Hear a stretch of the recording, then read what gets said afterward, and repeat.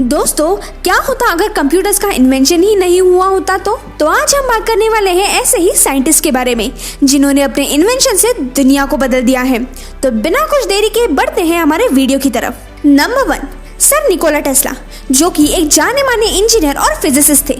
एक ऐसे साइंटिस्ट जिनके कई इन्वेंशन आज अगर एग्जिस्ट करते तो शायद ये दुनिया और भी ज्यादा एडवांस होती। निकोला टेस्ला पहले ऐसे साइंटिस्ट थे जिन्होंने ऑल्टरनेट करंट मोटर का इन्वेंशन किया था और आज वही ऑल्टरनेटिंग करंट हमारी दुनिया को रोशन करता है। निकोला टेस्ला की वजह से आज हमें कई बड़े बड़े इन्वेंशंस मिले हैं, जैसे कि एक्सरेज, रिमोट कंट्रोल, रेडियो का इन्वेंशन हालांकि मार्कोनी के नाम से फेमस है, पर इसका एक्चुअल इन्वेंशन निकोला टेस्ला ने ही किया था। लेकिन सुप्रीम कोर्ट ने मार्कोनी का पेटेंट चेंज करवा दिया क्योंकि निकोला टेस्ला मार्कोनी के रेडियो पेटेंट के कई साल पहले ही रेडियो का इस्तेमाल कर रहे थे। वैसे ही इलेक्ट्रिक बल्ब, जो कि हम सबको पता है कि थॉमस एडिसन ने इन्वेंट किया था, लेकिन बहुत कम लोगों को पता है कि इलेक्ट्रिक बल्ब का इन्वेंशन निकोला टेस्ला ने उनसे पहले ही किया था और एडिसन ने उनका ये रिसर्च चुराया था। निकोला टेस्ला की सोच काफी फ्यूचरिस्टिक थी। जब किसी को इंटरनेट का आइडिया भी नहीं था, तब निकोला टेस्ला ने वाईफाई, IoT, स्मार्टफोन जैसी चीजों को प्रेडिक्ट किया था। निकोला टेस्ला ने अपने आखिरी दिनों में कुछ ऐसा रिसर्च भी किया था जिसके चलते वो सारी दुनिया को फ्री इलेक्ट्रिसिटी प्रोवाइड करने वाले थे, लेकिन कुछ बिजनेसमैन की वजह से वो अपनी रिसर्च प्रैक्टिकली इम्प्लीमेंट नहीं कर पाए। उनकी ये खासियत थी कि वो कभी भी अपने इन्वेंशंस के लिए ब्लूप्रिंट्स या फिर मैकेनिकल ड्राइंग्स यूज नहीं करते थे। वो अपने डिजाइन अपने दिमाग में ही बना लेते थे और उसी की वजह से आज उनके कई इन्वेंशंस के प्रूफ मौजूद नहीं है। नंबर 2, सर आइजैक न्यूटन, जो कि इतिहास के सबसे इन्फ्लुएंशियल साइंटिस्ट में से एक है। फिजिक्स, मैथमेटिक्स, एस्ट्रोनॉमी और केमिस्ट्री फील्ड के बड़े कंट्रीब्यूशन से सर आइजैक न्यूटन ने एक बहुत बड़ा साइंटिफिक रिवॉल्यूशन लाया है। 1665 में न्यूटन ने बाइनोमियल थ्योरम का इन्वेंशन किया था, जो कि आज कैलकुलस के नाम से जाना जाता है और सारे कॉलेजेस में आज भी पढ़ाया जाता है। न्यूटन का सबसे पॉपुलर इन्वेंशन, जो कि आज पूरी दुनिया जानती है, वो है गुरुत्वाकर्षण। अब इसकी खोज उन्होंने कैसे की थी ये तो सब जानते हैं, लेकिन फिर भी मैं बताती हूँ। न्यूटन अपने फैमिली फार्म में एक एप्पल के पेड़ के नीचे बैठे हुए थे। उस वक्त पेड़ से उनके सिर पर एक एप्पल गिरा और उनके दिमाग में ये सवाल आया कि वो एप्पल नीचे की तरफ ही क्यों गिरा, और यही सोचते हुए उन्होंने एक नए विज्ञान का खोज किया। कुछ सालों के रिसर्च के बाद न्यूटन ने ये बताया कि पृथ्वी में ग्रेविटी नाम की एक शक्ति है जो कि सारी चीजों को अपनी ओर खींचती है और ग्रेविटी की वजह से ही सारे प्लैनेट सूर्य के गोल गोल चक्कर लगाते हैं। इतना ही नहीं, न्यूटन ने 3 लॉ ऑफ मोशंस भी एक्सप्लेन किए थे, जो कि आज भी फिजिक्स स्टूडेंट्स को हर जगह यूज होते हैं। न्यूटन के इस महान इन्वेंशंस के चलते उन्होंने अपने थ्योरी से पूरे यूनिवर्स को एक्सप्लेन किया है। सर आइजैक न्यूटन के बारे में फन फैक्ट ये है कि जैसे आज हम इस पैंडेमिक की वजह से घर में बैठे हैं, उसी तरह न्यूटन भी प्लेग के कारण अपने घर में समय बिताते थे और उसी वक्त उन्होंने ग्रेविटी का खोज किया था। नंबर 3, एल्बर्ट आइंस्टाइन, एक ऐसी फेमस पर्सनालिटी जिसे आज पूरी दुनिया जानती है। एक सेल्समैन का बेटा जो आगे जाके इतिहास का सबसे मशहूर साइंटिस्ट बना। चाहे हमें फिजिक्स का P भी नहीं पता हो, लेकिन E=mc² ये हर कोई जानता है। एल्बर्ट आइंस्टाइन के कई मशहूर थ्योरीज हैं, जैसे कि quantum theory of light, special theory of relativity, general theory of relativity etcetera.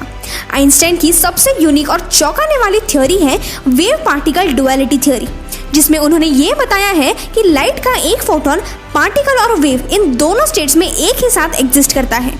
यह थ्योरी उस टाइम काफी मशहूर हुई थी। एल्बर्ट आइंस्टाइन हमेशा आगे की सोच रखते थे। उनकी general theory of relativity discovery के 100 साल बाद भी आज कई साइंटिस्ट का दिमाग हिला कर देती है और आज इसी थ्योरी की वजह से ह्यूमंस ने black hole, space time curvature, expanding universe जैसी बड़ी खोजें की हैं। एल्बर्ट आइंस्टाइन को फोटो इलेक्ट्रिक इफेक्ट्स की थ्योरी के लिए 1921 में नोबेल प्राइज भी मिला था। और एल्बर्ट आइंस्टाइन से जुड़ा ये मजेदार फैक्ट शायद ही आपको पता होगा कि आइंस्टाइन को वायलिन बजाना बहुत पसंद था। वो 13 साल के थे तब से लेकर उनकी लाइफ के आखिरी सालों तक वो हमेशा वायलिन प्ले करते थे। Number 4, Stephen Hawkins. हॉकिंग्स पहले ऐसे साइंटिस्ट थे जिन्होंने थ्योरी ऑफ कॉस्मोलॉजी सबके सामने लाई थी। स्टीफन हॉकिंग्स ने अपनी फर्स्ट बुक 1973 में पब्लिश की थी, जिसका नाम था the large scale structure of space and time. Black holes के बारे में उन्होंने एक ऐसी थ्योरी सामने लाई थी जिसमें यह कहा गया था कि ब्लैक होल्स अपने अंदर से रेडिएशन छोड़ते हैं। फिर उसके बाद ये थ्योरी काफी फेमस हुई थी और आज ये थ्योरी हॉकिंग्स रेडिएशन के नाम से जानी जाती है। स्टीफन हॉकिंग्स को एक बीमारी थी जिसका नाम था एमियोट्रोफिक लैटरल स्क्लेरोसिस। उन्हें ये बीमारी 21 साल की यंग एज में ही हुई थी और डॉक्टर्स ने कहा था कि ये सिर्फ 4 साल जिएंगे, पर उन्होंने इस बीमारी को एक फाइटर की तरह फेस किया और वो भी अगले 55 साल तक। स्टीफन हॉकिंग्स ने टाइम ट्रैवल को प्रूव करने के लिए एक काफी फनी तरीका अपनाया था, जहां उन्होंने एक पार्टी अरेंज की थी और इनविटेशन किसी को नहीं दिया था। फिर पार्टी खत्म होने के बाद इनविटेशन कार्ड बनवाए थे और ये कहा कि अगर टाइम ट्रैवल पॉसिबल है तो फ्यूचर से लोग पास्ट में आएंगे, लेकिन उस पार्टी में कभी कोई नहीं आया। अगर आप टाइम ट्रैवल में बिलीव करते हो तो कमेंट्स में जरूर बताना कि टाइम ट्रैवल पॉसिबल है या नहीं। नंबर 5, चार्ल्स बैबेज, एक फेमस इंग्लिश मैथमेटिशियन, फिलोसोफर और इन्वेंटर। चार्ल्स बैबेज को फादर ऑफ कंप्यूटर भी कहा जाता है। चार्ल्स बैबेज के कई इन्वेंशंस हैं जिसमें डिफरेंस इंजन और एनालिटिकल इंजन शामिल है। डिफरेंस इंजन एक ऐसा डिवाइस था जिसे चार्ल्स बैबेज ने ऑटोमेटिक मैकेनिकल कैलकुलेशंस के लिए बनाया था। ट्रेन्स के आगे लगने वाली एक कोन शेप्ड ऑब्जेक्ट तो हम सभी ने देखी है, इसका इन्वेंशन भी चार्ल्स बैबेज ने ही किया था। And last but not the least, जिसके लिए वो पूरी दुनिया में मशहूर है, वो है कंप्यूटर का invention.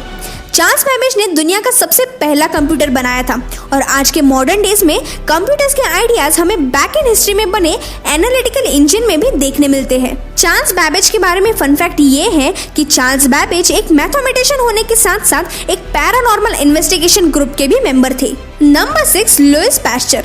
Louis Pasteur one of the brilliant scientist में से एक माने जाते हैं। लुइस पैस्चर ने अपने कई इन्वेंशंस के थ्रू लाखों लोगों की जान बचाई है।